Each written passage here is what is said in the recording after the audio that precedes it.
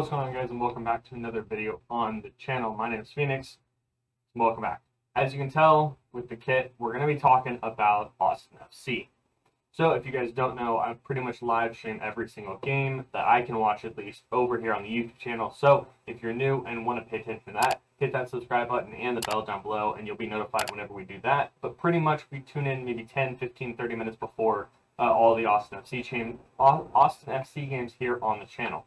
But I've got three kind of main issues that I have, and that kind of is going to explain what's really wrong with Austin FC.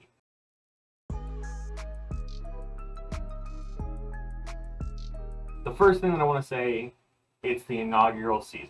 It's the first time that these players really have played together and in this type of situation or anything like that.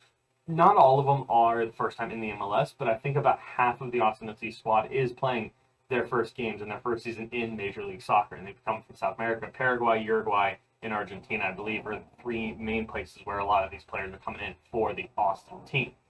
So that always kind of takes a lot of time with new players coming in to get them the right feel with the team, with the environment, with the situation, all that kind of stuff. It always takes a little bit longer. And yes, we're almost a quarter of the way through the season, I think, maybe halfway through this. No, a quarter of the way through.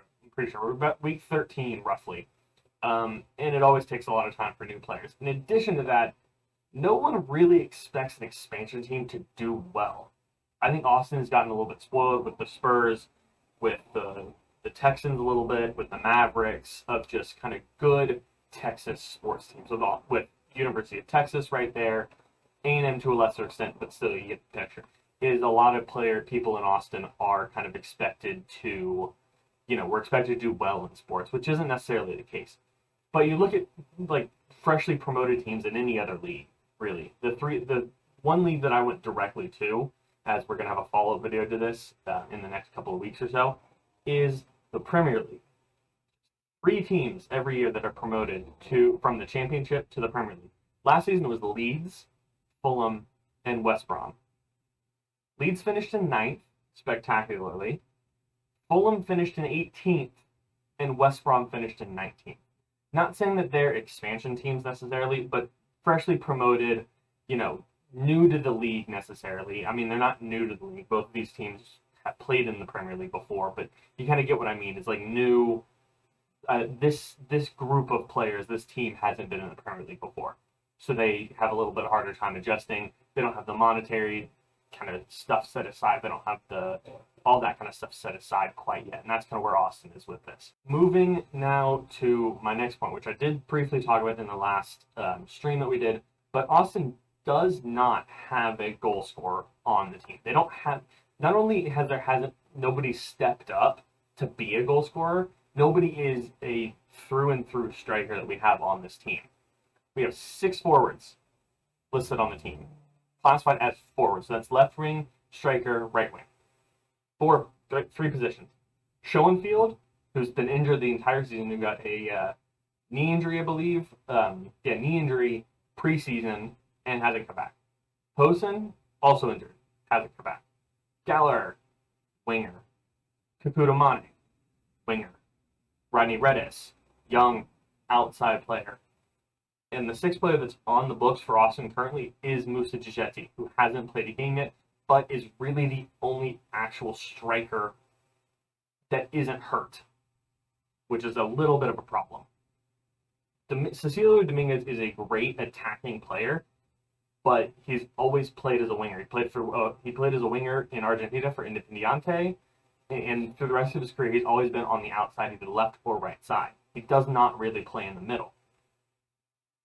So Austin's really they haven't addressed either of these officially announced. They officially announced Musa Gigetti, but they haven't announced this other guy who apparently, from what I can tell, has already signed a deal but isn't in the match books yet and hasn't made an appearance yet. It is Sebastian Driussi from Zenit. So apparently they've agreed on something from what I can tell. I've looked at a couple different transfer websites, Transfer Market. Wikipedia hasn't changed already. I know Wikipedia's not that much of a reliable source, but anyway, Transfer Market, ESPN, what was the other one? SofaScore, I believe, also does that. I can't remember. There was a third one. I think it was SofaScore. they've already have him listed for Austin FC. But if you don't know who he is, he's 25-year-old. He's a 25-year-old Argentinian that's been playing in Russia for the last couple of years. I think the last 3 or 4 years. He in this last season, he had 95 appearances for Zenit and only scored 25 goals. So everybody's like, oh no, another kind of player, attacking player that doesn't score goals. Right, but he's a winger. He's designed to assist. He's decided to put balls into the middle and test from the outside. So not necessarily a huge goal scorer. But I think if we bring Dejetti in and push Dominguez down to more like a center forward and kind of a midfield role, or push him out of the wing, either way, I think that would be a good idea. Imagine Dejetti in the middle with Dominguez on one side and Jerussi on the other, or Stroud on the other, or whatever we want to decide on that. But that's kind of the second point. Now, moving into my last and final point of the video, injuries. Injuries. They're a big deal. And I'm not trying to say, oh, we're hurt, so it doesn't matter. Oh, we're hurt, we're special, this, that, and the other. No. Okay, let me pull up the Austin FC season record so far.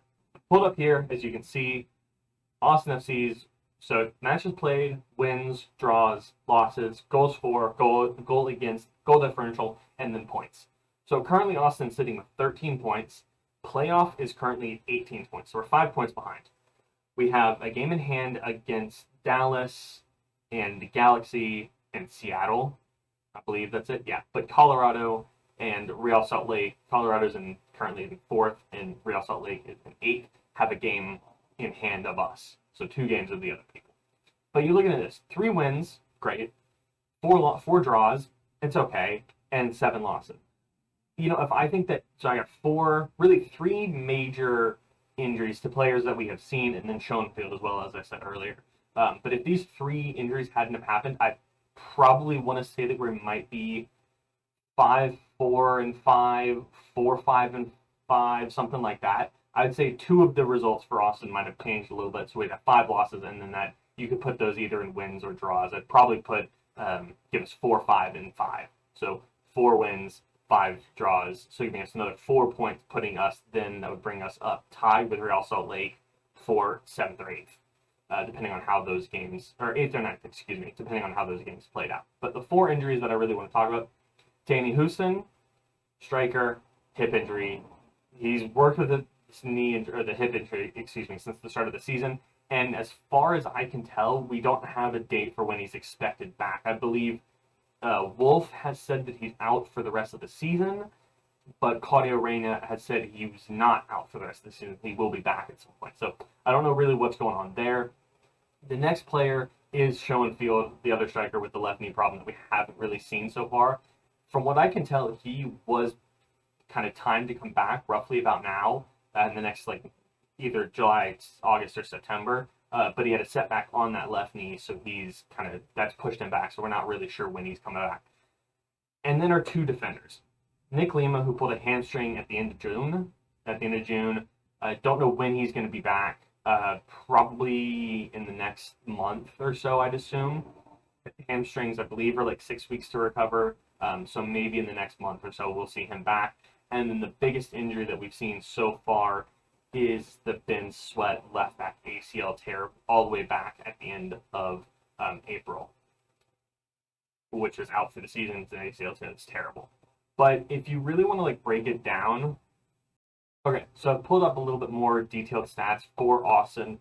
3 wins, 4 draws, 7 assists, or 3 wins, 4 draws, 7 losses, 10 goals for, 15 goals against, which goes into the -5 goal differential, and then 13 points. And I think we might be in a different position. Well, clearly, if we won a game, we'd be in a different goal situation. But I honestly do believe that the 15 goals is a cause of kind of the biggest inconsistency in the back line. So you think about it, we've had Beasler play, we've had Hector Jimenez play, we've had Colmenac play, we've had Cascante play, and we've had Johan Romagna play, in addition to Lima and Ben Sweat. We've had 6 defenders. We've had 4 outside and, 7, 4 outside players and 3 central defenders play. And I think Cascante is probably the better pick over Romagna in the middle with Beasler.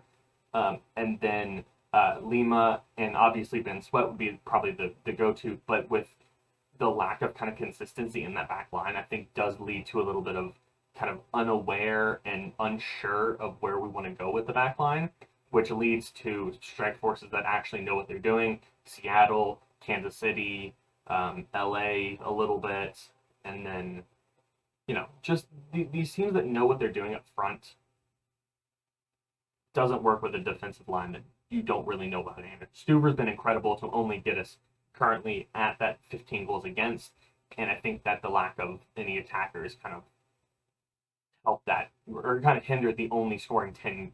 Just as a quick recap of what is wrong with Austin FC, if you can really call there being anything wrong, it's the lack of. It's the first new season. It's no real striker for the team, like actual through and through central forward, and then the injuries don't help at all. Again, I'm not trying to, find a reason. Oh, this is Austin's getting the wrong end of the stick now.